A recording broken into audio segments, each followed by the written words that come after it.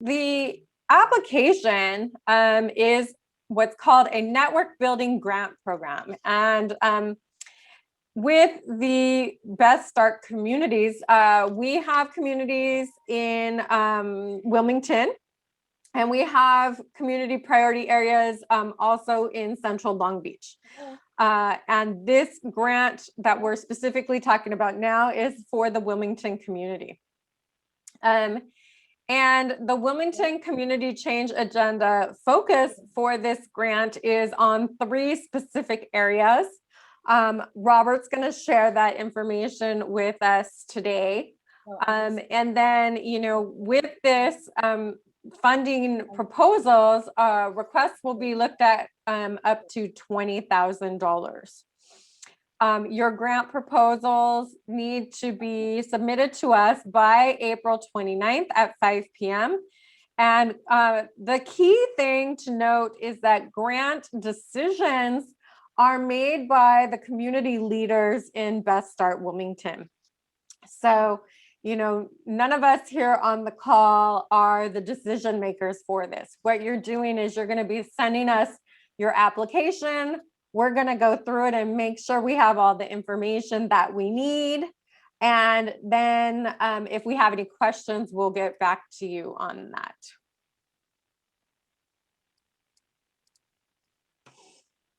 And so with that, I want to go ahead and turn it over to Robert to talk a little bit about the community change agenda in general and the 3 priorities that were selected for this RFP focus.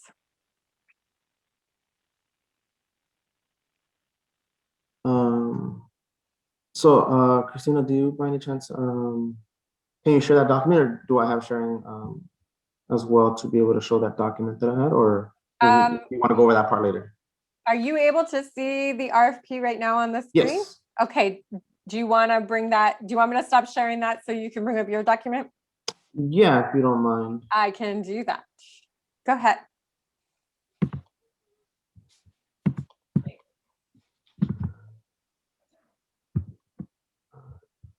And once again, hello everyone. My name is Robert Gomez. I work for Providence.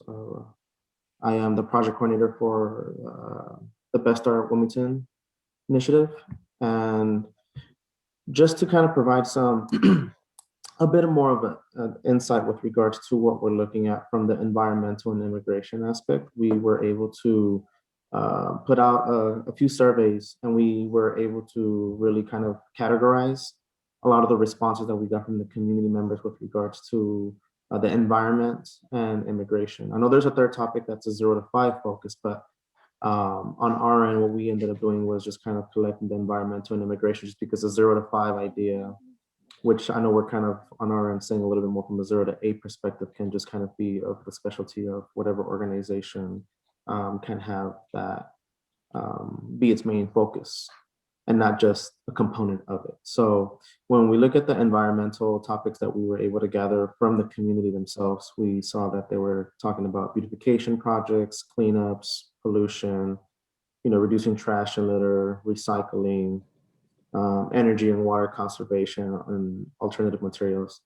And I think what we're just trying to get from the community feedback is not to say that, this has to be the main intention of your program or of your proposal, but if it has some type of component that does build on the community feedback, then I think that, can add to the value and the strength of the proposal itself, since this is what the community members themselves are asking for. So, on our end, we're just trying to provide you some type of topics that we were able to collect from the community to be able to, better support the proposal, and to show that we're, doing what the community members are asking for. For immigration, we have, the bringing the organizations focused on immigration, and bring organizations focused on immigration and advocacy, the legal services that are trustworthy and ethical. There were concerns about deportation, receive information, and low resources, civil human rights, community education about immigration with strategies to stabilize your situation, and legal services or places of refuge. So Again, this is just a very quick overview of categories of how we were able to put together a lot of the community feedback that we've been able to get over the past 3 years. I think that's just something that I do want to add, that it's not just something that we did just now. It's an accumulation of responses that we've gotten over the years. And this just happened to be, again, we kind of took the collection of ideas of last year's RFP and we kind of looked at the ideas that we ended up getting and the feedback that we got from the communities this year with the surveys that we've also been able to produce. So we're obviously kind of still trying to update it as much as we can with whatever feedback we get. And again, that's just like the community feedback on that end. So I'll stop sharing my screen and we can get Christina Hall's document back up. Thank you, Robert. Okay, so we've heard about the priority areas and some of the ideas that the community members think are important when it comes to those ideas. And now I want to share my screen again, hopefully.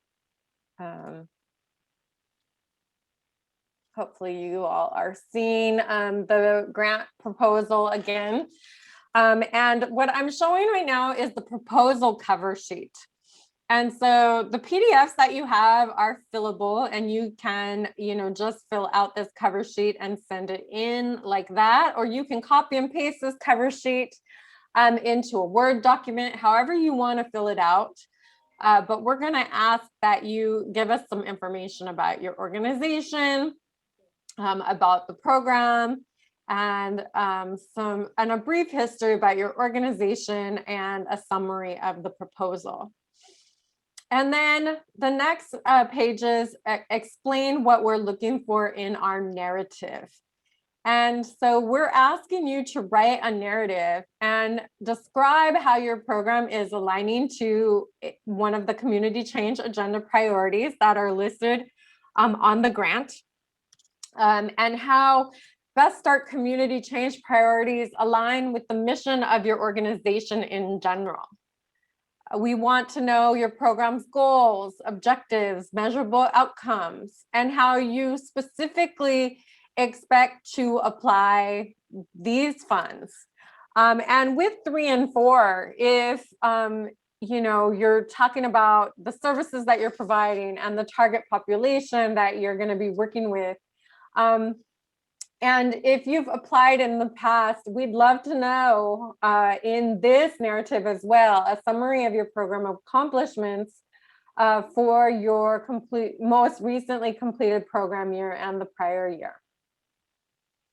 And then, we want to hear how you see your organization contributing to the overall Best Start Wilmington efforts. How can you help outreach to community members that aren't part of Best Start already? Do you have organizational resources? Do you have, translation equipment, venue space? Do you have in-kind donations that you can provide to the community outside of your program space? We want to know how your organization engages with community members. This could be as basic as community members just participate in your programming, but we would love to know if you have community members that are part of your program planning process. Do you have community advisory committees or anything similar to that? How do you bring the community voice into your organization? And then also any capacity building opportunities that your organization provides to community members. We want to know more about how you're currently funding your program, or if what you're describing will be a pilot program in the Wilmington space. If it's new to Wilmington and you've been doing it in another area, please share that information with us and how it's going in that area. Or is this a new program altogether? You want to describe how the population age 0 to 5 will benefit from your proposed program, and also how you will evaluate success in the utilization of your funds. So what is your evaluation model and what does it look like? We're also asking you to provide with your narrative, your organization's current budget and your most recent 990 with your application materials. And we're asking you to send all of your materials once again by the 29th. And you're going to send them to support@tnpsocal.org. And I'll go ahead and put that into the chat in just a moment. I'm going to go ahead and stop sharing and put that information into the chat, and then, open it up to questions about the process, about the community change agenda priorities, anything for Robert, anything for me. Please feel free to jump in.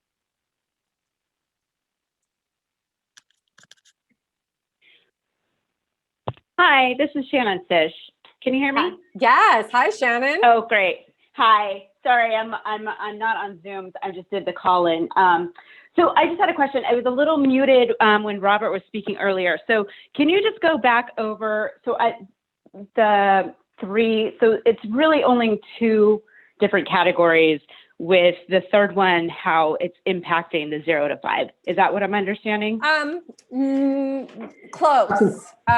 So go ahead, Robert. Yes. So the focus that we have for sure in this year's for the RFP is that we do want to have one that's specific within environment and another one specifically within immigration.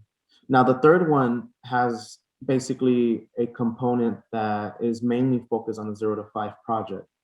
We do have other priority areas such as health, education, and safety, which still can get encompassed. So as long as you are able to submit a proposal that has a specific focus of 0 to 5, whether it falls in line with those three or it doesn't, outside of those two, which again, the environment and immigration is our main focus, we do have other areas of focus that are health, education, and safety, whether it's those three components or just something that's specifically within 0 to 5. Again, we're open to it being outside of health, education, and safety as well, as long as it has the majority of its focus on 0 to 5. Okay, yeah, so I'm with Wilmington Community Clinic. We can easily do the 0 to 5 and the health piece, but as far as immigration and the environment, that might be a struggle. Got it. Yeah, so that was something I did want to kind of add as clarification that, again, that we do have health, education, and safety as other priority areas. But we do want the main focus to be on the 0 to 5 support. Absolutely, that's easy enough for us to do. And so this would still, if it's still with the health piece though, would that still fall under the same grant? So it's still due on the 29th and still all the same parameters, correct? Yes, because you're going to fit into that third category, that third priority. Perfect. I love the $20,000. Yeah, so we know that, immigration and environment projects might have a broader family focus or neighborhood focus that do support the 0 to 5 population, but may not directly impact the 0 to 5 population. We're not gonna let our 4-year-olds do a trash pickup, right? Like that's not what we're looking for here. But that third category is to kind of capture projects very specific to that population. Thank you so much for this clarification. This is a really great opportunity. Thank you guys very much. Thank you, Shannon, for asking that question. That was perfect. I'm sure a lot of people will appreciate that clarification. I have one quick question. Thank you for the presentation. I know, Robert, when you went through the environment, there was a list of some like points. One was alternative materials. Do you mind sort of explaining what that is? Just kind of like substitutes materials. I think that's kind of where they were looking at. So, is there, I think I remember hearing back in the days that there was a program that was out that replaced like certain filters to be more economic or more that were more efficient or more effective. So kind of like those type of materials that can be replaced out in the communities that are just more healthier to be out there. Thank you. Mm-hmm.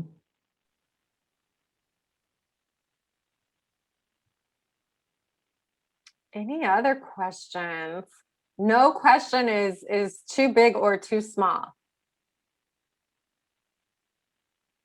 So that project that can help the parent that got the children 0 to 5 or 0 to 3, but the parent look like they got the deportation back to Cambodia. So that they can have too, they can have children too, because they live in United States without the parent, without the mom or father. And then, Right. So yeah, that immigration focus, that education focus, absolutely. okay, thank you.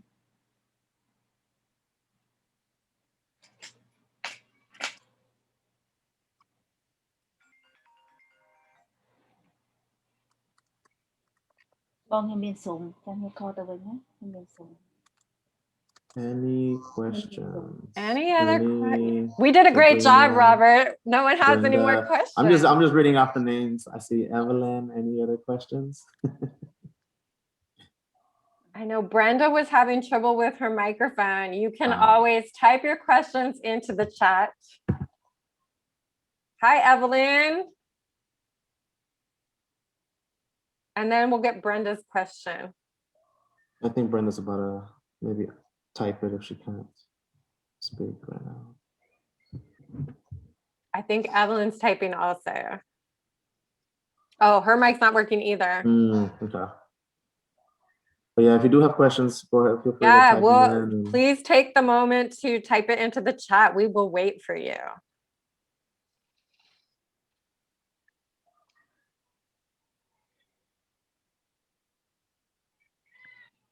Sabrina or Ernie, do you have anything?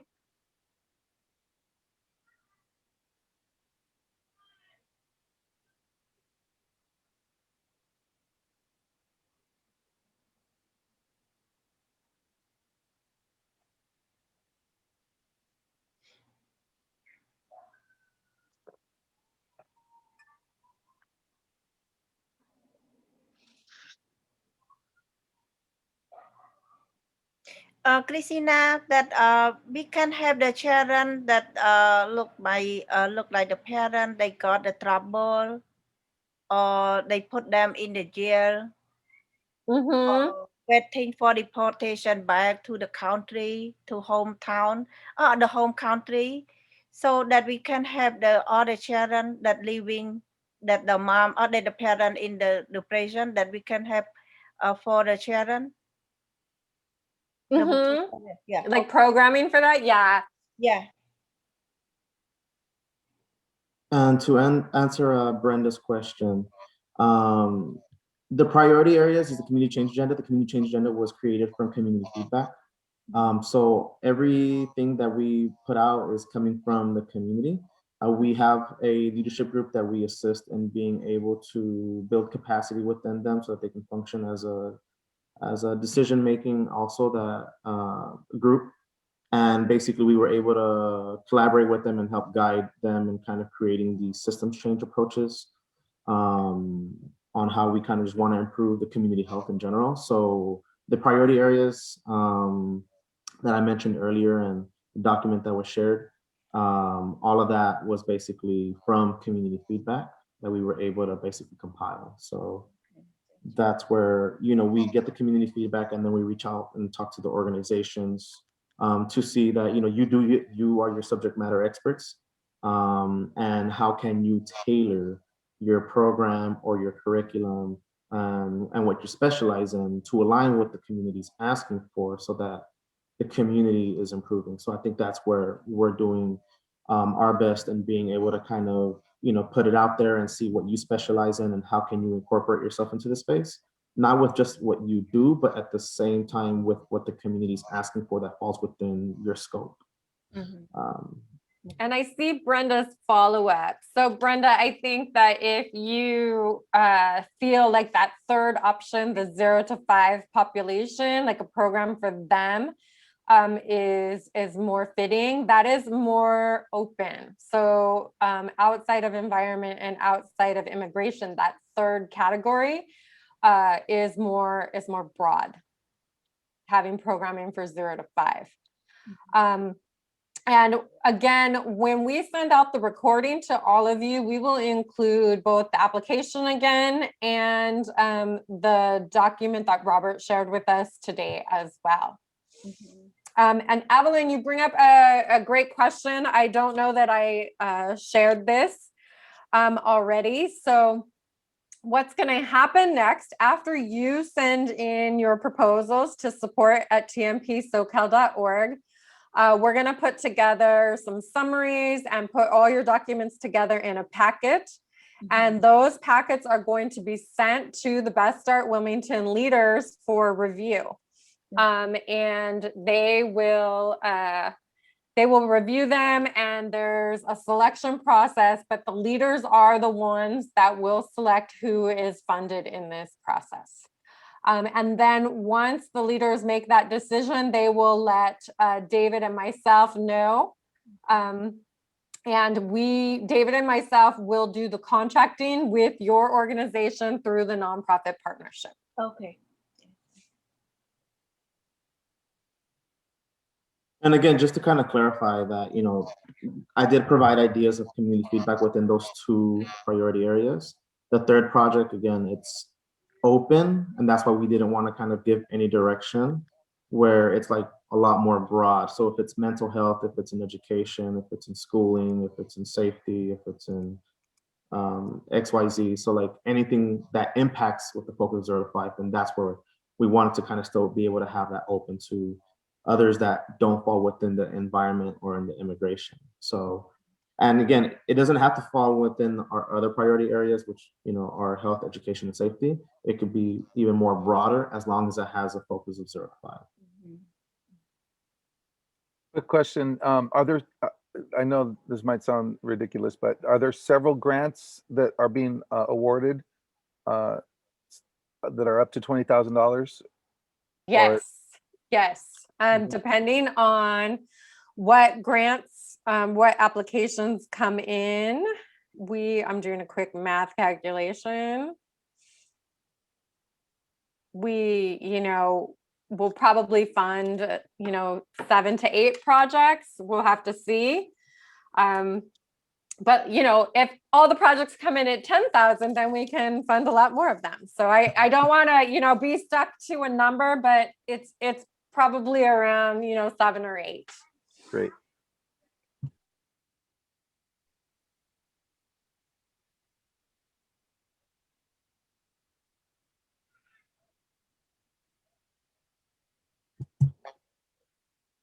Evelyn, did that answer your question, what I had answered? Okay, good. All right. Oh, and I see Brenda's follow-up that they are certified for mental health support for 0 to 5. Awesome. That's fabulous. Thank you. All right. We are not disappearing just because we end our Zoom today. If anything comes up while you are going through your application process or putting your narrative together, please reach out.